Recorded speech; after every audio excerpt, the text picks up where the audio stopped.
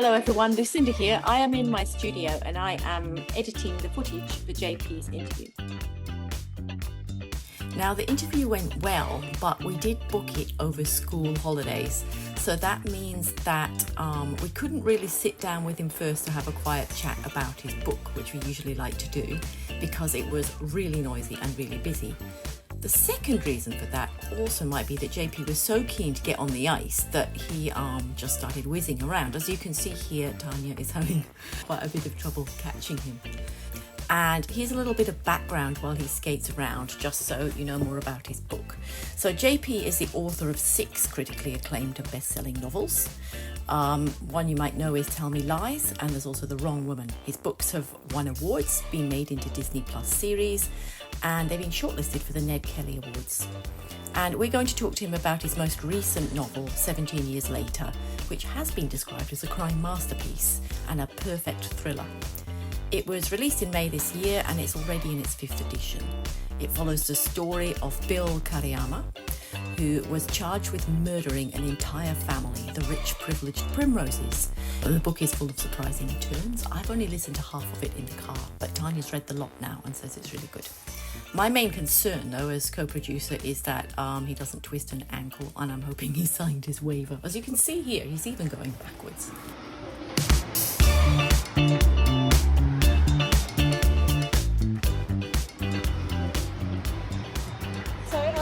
I'll be totally honest about your book.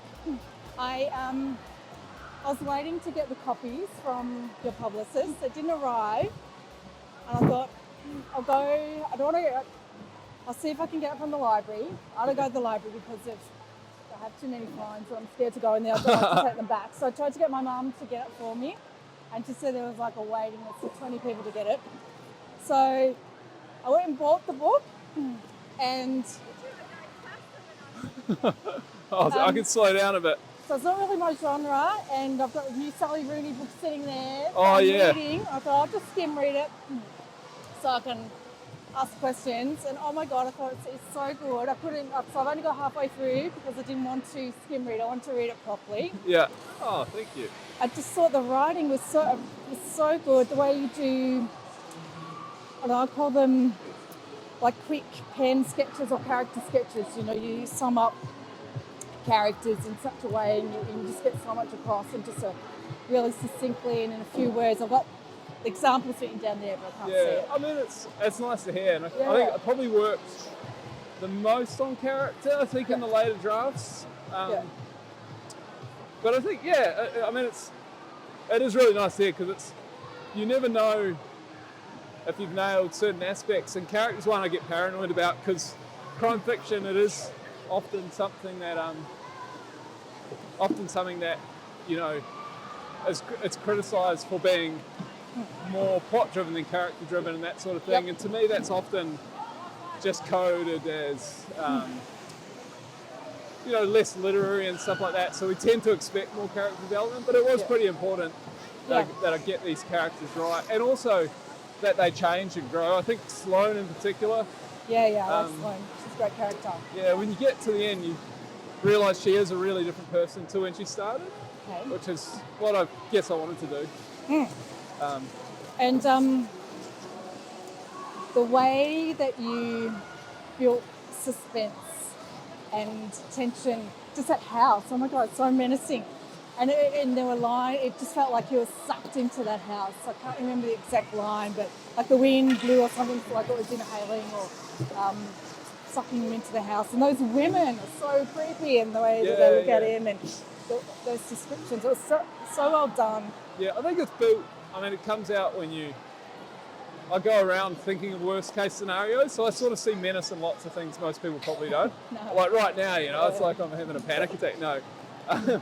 But certainly, like, lots of my stories, even like the last guest in the earlier book, was born out of what if there's cameras in Airbnbs, and who would do that?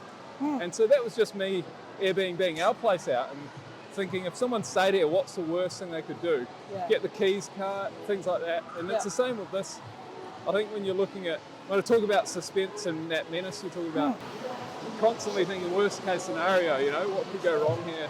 It's also like I love the house, when I was writing I it. love the house. It's so creepy. And those characters, the family, are so creepy.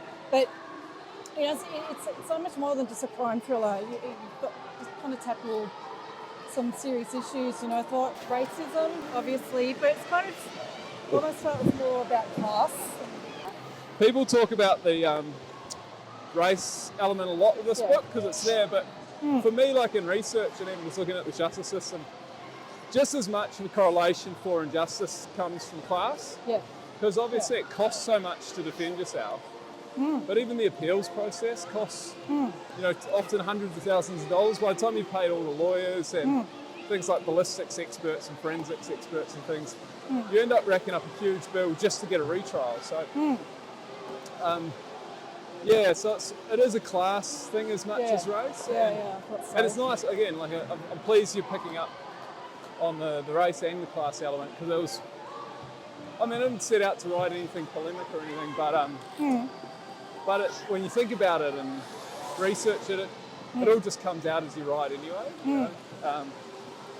And obviously Bill is of a certain class, and the Primrose family are of a much higher class. So, So it's totally on Bill's side right from the start, but now slowly I'm starting to wonder. So I hated the family to start with, but now it's slowly, I'm not sure. Well, everyone says they change their minds 10 times, in this book. Yeah. Which is kind of nice to hear. And also the point of the story is that it's about the justice system. Did he get a fair trial, right? So there's the moral question, like if you do something wrong, you should be punished, I suppose. Yeah. But then there's the ethical question. Even if you did something wrong but you didn't get a fair trial, should you be in jail? No, because everyone deserves a fair trial. So and also he wouldn't, if he pleaded guilty, he would have got out earlier, wouldn't he? That's the other thing. So he refused to. He's had plenty of opportunities to lessen his sentence, by just acknowledging his guilt, but he hasn't in 17 years. In fact, it happens quite often. There are people who are in prison for a long time, eligible for parole if they would, two things, often like reveal information about the crime, like where the bodies are and that sort of thing. And the other thing is if they acknowledge their guilt. And there's no question of where the bodies are found in this book, but Bill's guilt is never acknowledged by the man himself. So I find it really interesting actually in real life cases when that happens, because you leave jail and if you've never acknowledged your guilt, there's always a chance, people are going to believe you didn't do it, so you're still going to have supporters. You can still get back into society in a way that's, there are some people who don't believe, and also you can still be compensated for if it's overturned, whereas as soon as you acknowledge your guilt, all that disappears. So people, the general public will assume you're guilty, of course, and so everything changes, I think. But there's no other motivation, I think, why would you deny it when by acknowledging it you could get out? I don't know. So it happens all the time. So did you do, what was the research like? It sounds like you did a lot of research for this book. I did a heap. I tried to go to prison. I tried to visit a prison. Turns out the easiest way to get in there in a hurry is to break the law, so I wasn't about to do that. But I spoke a lot with a prison psychologist. And I also, I spent a lot more time in New Zealand than I thought I would need to, because I know the place really well, but I still wanted to get a strong sense of the setting. So I actually, went over a couple of times on research trips. I interacted with Amanda Knotts, who's quite a famous case of wrongful conviction. So she was the most famous student in the world for a bit.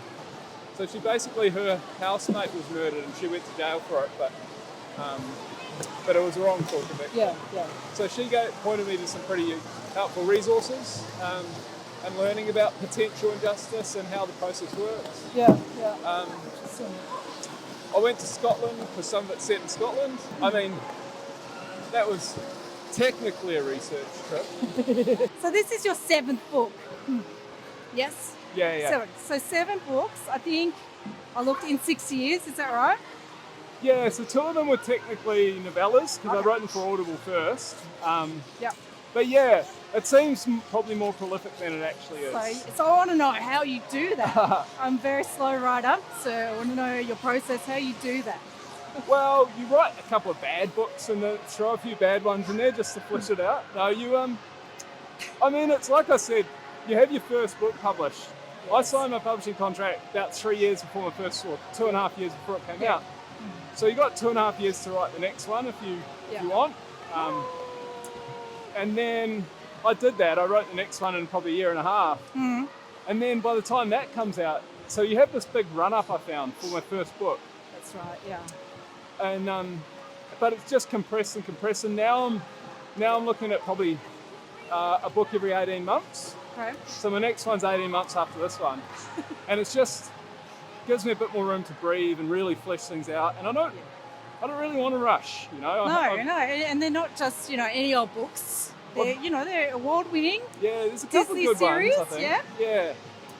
Well, the ones, it's odd because the ones I like the most, always I've spent the most time on. And I don't know if that's just a psychological thing, because I've committed to the act of creation to the extent that it's consumed, a couple of years or a few years or whatever.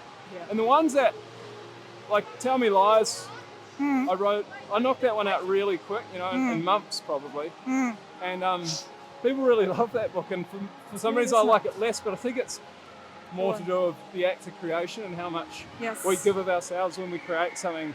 Yeah. That tends to, I don't know, it's some sort of value, you as the artist get value out of that, the length and how arduous it was, and I don't know. But 17 years later has the dual thing of people really like it, and it took a long time and a lot of work. Because it doesn't always translate, as you probably know, And Jock Sarong said this to me once. He said, when you're writing, sometimes a sentence, it's just painful. It takes so long, you work so hard on it, and the parts you work so hard on, the readers can't tell the difference that came easily or that you spent a lot of time working on. So maybe I'm just overthinking things a little bit. But no. Yeah. I always love my second book less than the others because of the tight deadline and Oh, the second book syndrome. I think that's why mine worked well, is because I had such a big gap. Because I quit my job, so I was like, I've got to make it work. I've got to write something. And so I just really got stuck into it. And now, I'm trying to write while 7 years later's out. And because it's probably been my most well-received book, actually. I'm really distracted by the reviews and the feedback and doing all these events. So it's a really funny thing. That's why I like to be so far ahead before the book comes out. So you can write it before you see the reviews. Yeah. And it's also like, as I'm writing, I'm like, I have to write something like that. That's what people like. But it can really contaminate the new project, I find. And I resist it, but it's really hard not to be distracted by it. What were you doing before you were writing? I worked for my brother's marketing company. Broadly, I'd say I was like the office manager, but I think they were just trying to find me work, I got good brothers, so they're looking after me, but I'd sort of hire people and I'd just run the office a little bit, and everyone I hired probably knew more about what we were doing than I did. Were you secretly writing at the time? Yeah. Oh, shit, yeah. I think they knew that. It wasn't that secret. And I'd sort of read at my desk quite often, and I was probably hopeless. They would have been able to see the end of me, I think. So many people do that.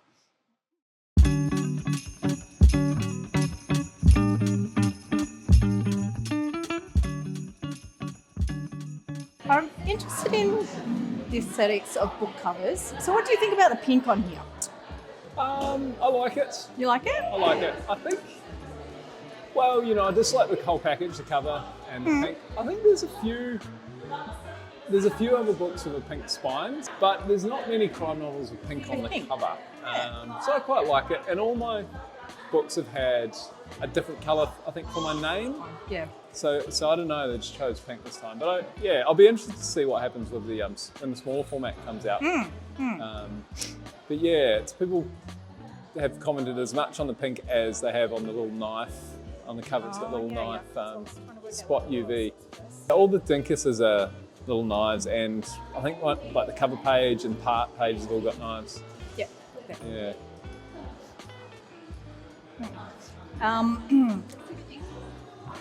It very much leaned into the knife as a motive. I've got a little knife tattoo. It's a marketing. Yeah. So this is my my bonsai from Dinkola. Matching book tats. I'm Character. going to start getting them every book, I think. Yeah. And what are you reading at the moment? I'm reading Cherrywood by Jock Sarong. Okay, yeah. So it's really good. I was at a cafe this morning and I was doing some work and I get a tap on the shoulder and it's Jock Sarong's over from Port Fairy. And he was like, there's my book. I'm like, yeah. But it is really good. It's it sort of has a magical realism element to it, but it's really, I'm hooked on it. I'm probably 2/3 of the way through.